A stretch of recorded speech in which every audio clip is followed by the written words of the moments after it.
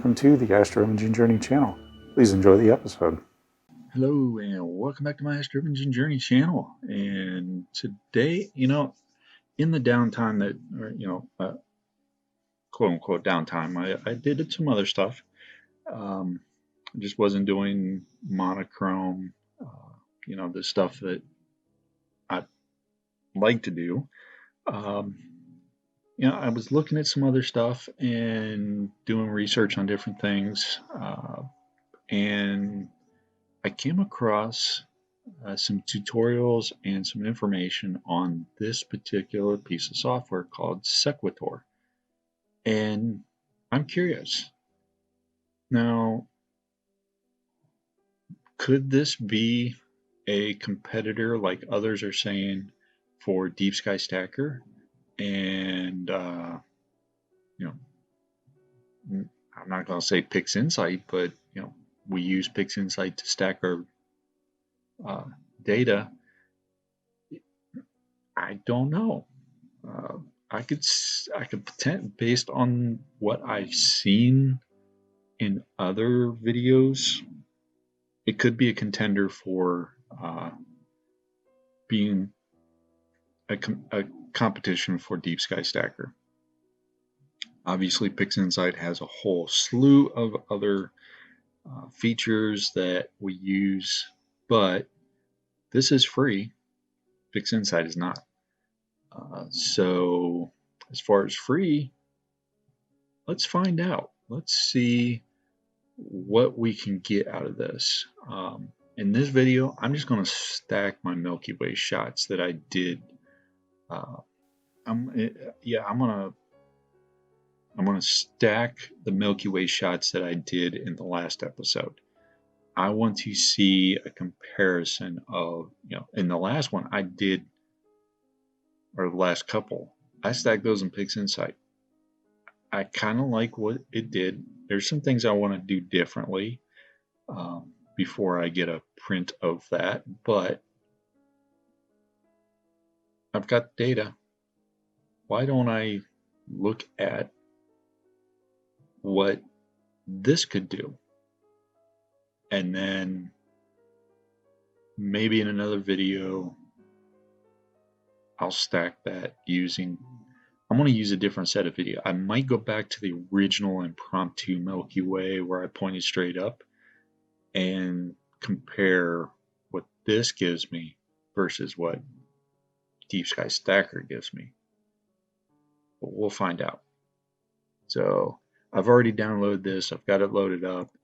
Here we are. So what's the first thing we need to do? We need to add our images. So let's click on that. File, star images. And we're going to go into our Galaxy Center. We're going to go raw. Let's go ahead and select all of these. These are the originals. Take off the working directory. Let's open that up. So you can see we've got 171 files here. And it has selected image 2175, roughly the midpoint, as our base image. We could change that. We could change that if we wanted to. But I'm going to leave it. I want to leave it simply because I want to see, just getting into this, will it do what we want it to do? Noise images, that would be our darks. That would be the equivalent of dark frames. Vignetting images, that would be the equivalent of our flats. I do not have either, so we're okay. We're not going to worry about that. Our output, we're going to set that to our working directory, and we're going to leave it as an uncompressed TIFF. The file name, I'm just going to say Sequator stacked. All right, so all the top options are good.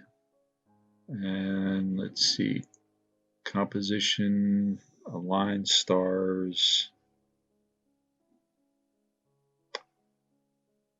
We want to freeze the ground.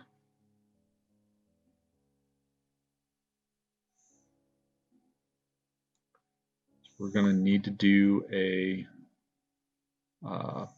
painting of the sky. We'll get to that here in a second. Because I want the ground to stay. Unlike what we had with PixInsight, where we saw that got a little fuzzy while stacking the stars and reducing the noise up here. So let's go to sky region, irregular mask. So as you can see, we now have a paintbrush circle. I don't see a way to adjust that, but we'll just, as you can see, I'm painting my sky. I'm just going to come down here. Doesn't have to be perfect based on the other tutorials. Just has to be close enough, and then I'm just going to go along the edge here. And if I click auxiliary highlight, you can see it's selected. Made a decent selection on what the ground is. So we'll go ahead and auto brightness.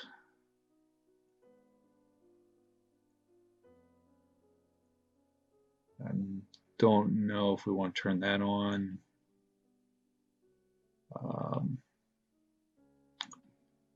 High dynamic range. I'm just double clicking on these to turn them on or off.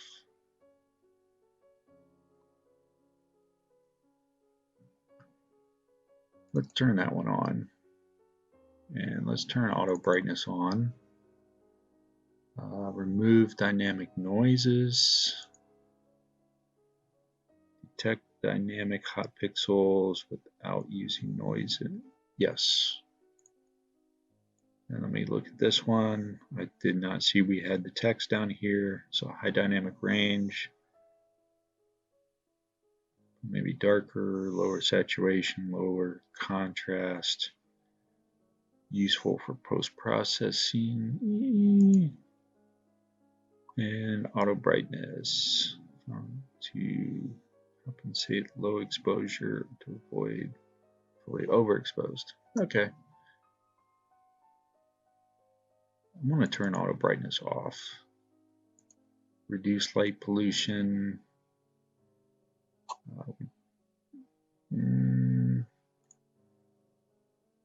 Also refer to sky region for light pollution analysis. Sure.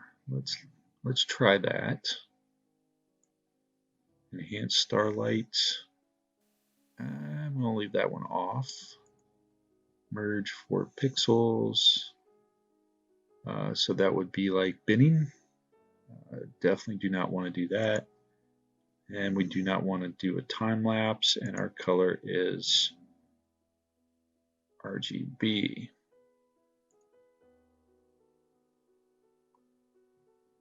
So we will start this, and it's loading. It's loading our base image, and then it's going to start going through the rest of them. So we will be back when this completes. All right, we are back. As you can see right here, it took 2 hours and 31 minutes, almost 32 minutes. So let's see here. Let's open it up using this right here. I mean, it's pretty dark, but let's open it up. Let's put a raw and a raw file into the same directory. I think I might already have that. Let me double check. Okay, here we are. So we got the Sequator stacked, and we've got a couple raw files in there. So we will open those up in Lightroom. Let me get that opened up real quick. Okay, we are in Lightroom, so let's go into Library, Import.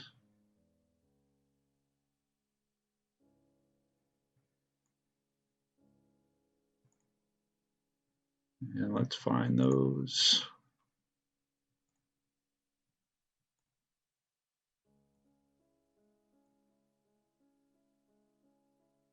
We will uncheck all.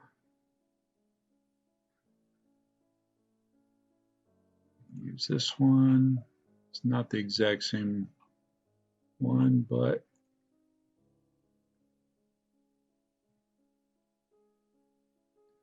let's open those up. Let's import them. So the first one is our raw file.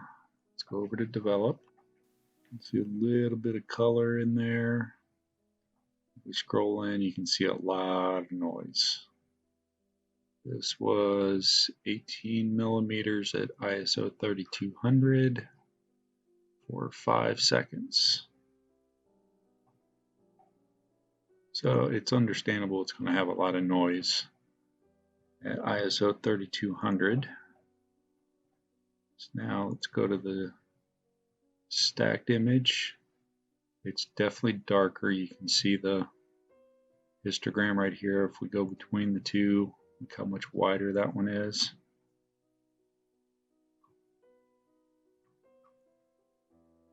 But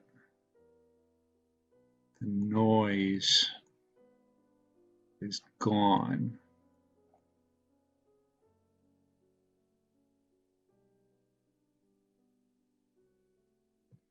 So if we bump up the exposure,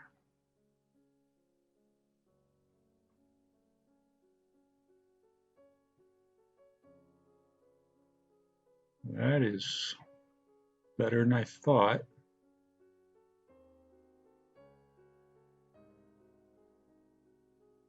You know, some of this could have been from clouds that made it through in the stacking.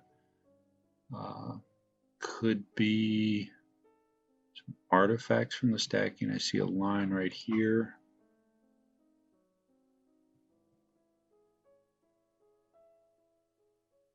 But increasing that exposure, let's just try to. So that is right on the edge of the shadows in the middle.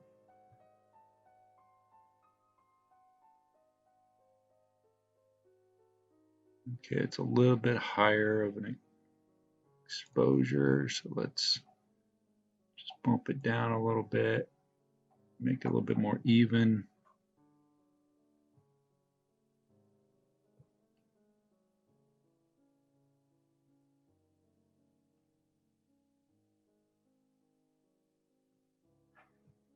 So from a single exposure to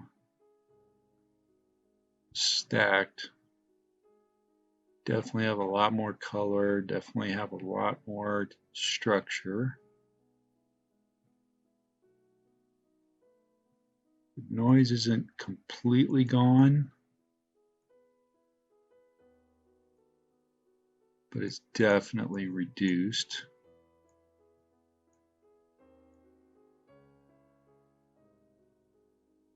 Now if I reset this, on this one, let's do a white balance up here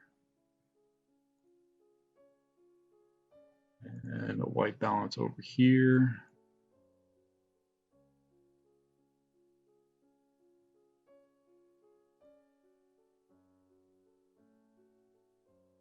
Let's play with some of the sliders here.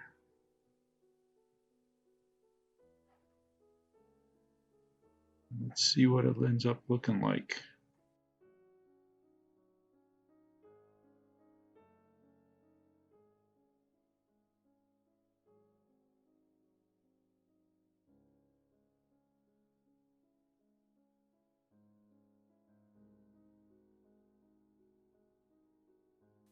So kind of blows out the stars a little bit. I definitely blew out the stars. Let me reset these.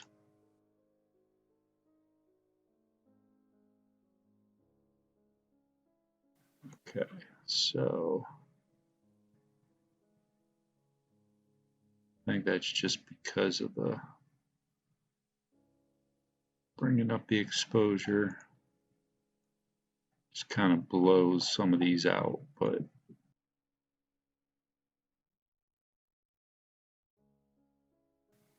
you know, for something that's free, it's not too bad. If we didn't have the clouds, I mean, it was a humid day, did have some clouds moving through. Um, Obviously, the foreground looks like dirt, but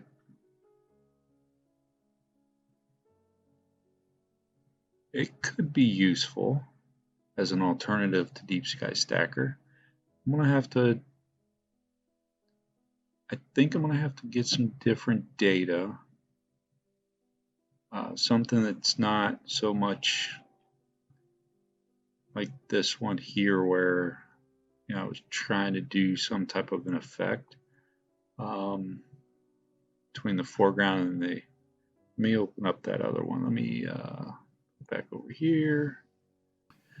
Okay, so now I've got,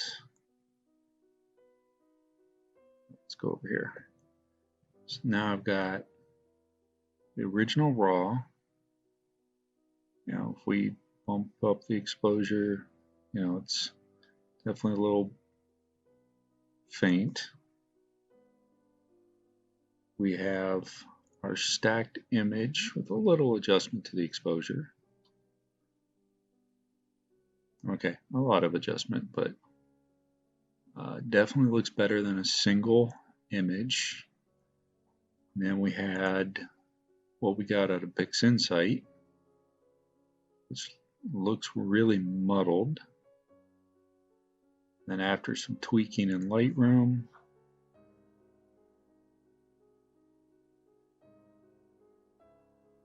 so if we go between this one and that one, okay, there we go. So this is our stacked image from Sequator, and this was our PixInsight and Photoshop combined final image. So let's take a look at this little region right here. Should be this one here.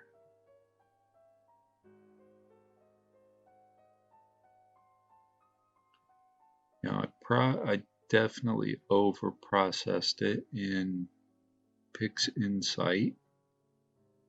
You can see some artifacts in here.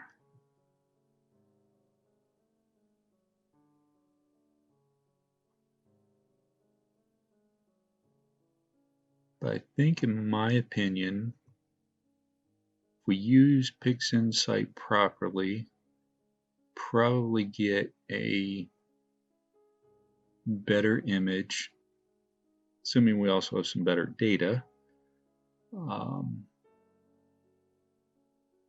However, what we got out of Sequator also looks pretty darn good, actually, in my opinion. Better data would have resulted in a better image, but for something that's free, that looks pretty good. So I'll have to double check with Deep Sky Stacker too, but I'm gonna want to do something a little bit different on that. I might do something tonight where I'll just get some data and put it together. I'm not sure yet because I've got something else going on tonight. But for a free program for stacking, I think it looks pretty decent. What do you guys think? Put your thoughts in the comments below. Because now that I look at this, as opposed to what I thought I liked over here, I'm not liking this one as much. So, but I definitely need to get better data. There's no ifs, ands, or buts about that. So,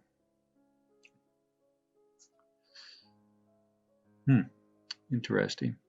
So, as you know, I think I'll leave that here. Just a quick little trial of the Sequator program. Maybe if I did an auto brightness, it would have changed some things, you know, but for a relatively quick, down dirty, free stacking software, it's not too bad. So if you're not looking to spend the money on something like PixInsight, you could always use this as a replacement for Deep Sky Stacker, and then use GIMP or some other free photo editing software and make your tweaks. That might actually work for you if you're trying to do this on a budget. So I think that will do it for this video. I want to thank everybody for watching. Hope you're staying safe and hope you're staying safe. Ooh, I cannot talk right now. I hope you're staying safe and healthy out there. As always, clear skies and have a good one. Thank you for watching yet another video from the Astroimaging Journey channel. Really appreciate your viewership. In our upper right, we have the latest video we've uploaded. In our lower right, we have what YouTube might think you would enjoy. And in the lower left is our subscription button. Please like this video, subscribe if you so choose. As always, clear skies, have a good one, and remember Duke.